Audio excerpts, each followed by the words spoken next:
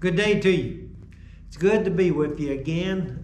Today we are going to look at, I think, one of the men in the Bible that we know very little about. He's mentioned about 5 times in the Bible, but very little is known about him. And this is the first prophet that we read of in God's Word. The first prophet. Now, we don't have a lot of what he said, but we have some. And we have probably one of the most outstanding men that we find in God's Word as far as faith is concerned, the faith that he has. Matter of fact, before we go back to the first time he's mentioned, I would like for us to look at the book of Hebrews, where we look at faith and what faith is and talked about. In Hebrews chapter 11, in Hebrews chapter 11, verse 5 and 6, we're going to start reading there. It says that by faith Enoch was taken away so that he did not see death and was not found because God, what? Because God had taken him. For before he was taken, he had this testimony, that he pleased God. You know, that's the testimony that he had before he was taken, before he went up into heaven. It says he pleased God. I think this is one of the greatest things that can be said about anybody, that he pleased God. Now, how did he please God? Verse 6, I want to mention that because it says, but without faith it is impossible to please him. For he that cometh to God must believe that he is, and he is that he is the rewarder of those who diligently seek him. So we find something about this man that we look at and see Enoch. He was taken, he was faithful, and he had earnestly sought God out. That's what we find from this reading. He's earnestly did this. Now, to go back and see him, he's mentioned very early in the Bible, only the 5th generation from Adam. Matter of fact, go back with me if you would. We are going to look at Genesis, there in chapter 5.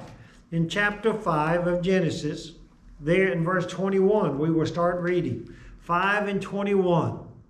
It says, Enoch lived 65 years. This is after his birth. It says he lived 65 years and begot Methuselah. And after he begot Methuselah, Enoch walked with God. What? Walked with God 300 years and had sons and daughters. So all the days of Enoch was 365 years. And Enoch, what? And so all the days of Enoch was what? 365 years. And Enoch walked with God, and he was not, for God took him. It says he walked with God, and he was not. All before them, it says, and they died. And the men after him in this chapter, it says, and they died. But it doesn't say, it says here that he died not. It says that he died not what? Because he walked with God. Oh, I know. He lived 365 years. We look at this and we can say, boy, he lived a long time. I've heard people say that. How foolish is their thinking. I say that. How foolish is their thinking today. You know, one thing that kind of upset me, there's one tribe, I believe it's in Asia someplace.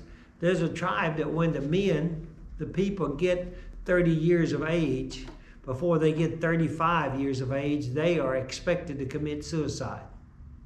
Why? Because that's it bred into them, taught into them that being old is wrong. When you get too old, when you lose your vitality, you know what they do? They commit suicide. That's hard for me to imagine. It sounded like a science fiction movie that when I was a kid that was popular. But that is in one society. Now, in our society today, we almost get that bad. In many states today, they have what they call euthanasia. That when a person gets over a certain age, I don't know, some states 70, some 80, then they can just basically ask to be killed. Why?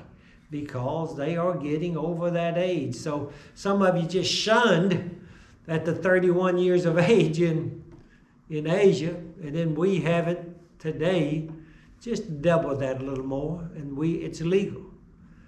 365, let me give you in context what this is. The man before him, his father, if you look there before the verse before this one, it says that he lived 962 years. What? He lived 962 years. But then this young man, he didn't die, but God took him at 365. Now, the man after him, his son, oldest son, the first son mentioned, after you look at his death, and he died when he was 969 years of age. To get that into our minds, let's think of this. I did it. I took my computer and I did a little math work. I had to do it with my computer. I couldn't do it just in my head. But I come to figure out just how old would that be where the average man today lived to be 80. Okay? If every man that lived today to be 80, what percent was that of the ages that his father? I tell you what it was 40%. If you converted that into our 80, that would mean that he died when he was 32 years of age. Calculate. I did that. I wanted to see just how old. I thought, 365? No.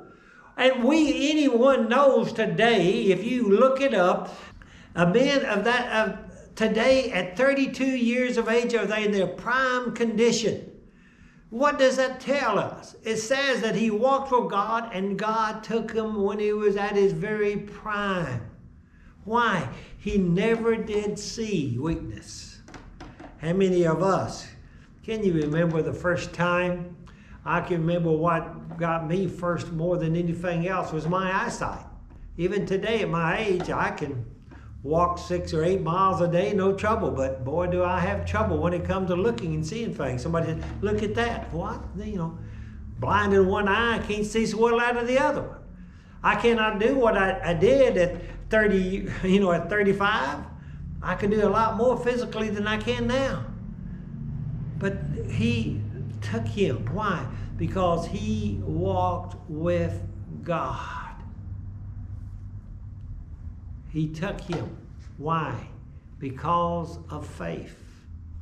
And I think with you till we meet again.